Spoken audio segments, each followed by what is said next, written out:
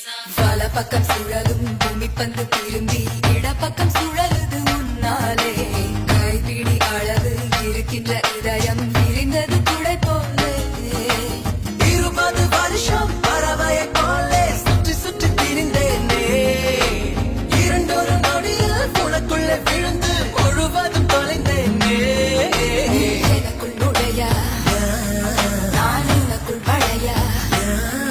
நாம் நமக்குள் கலைய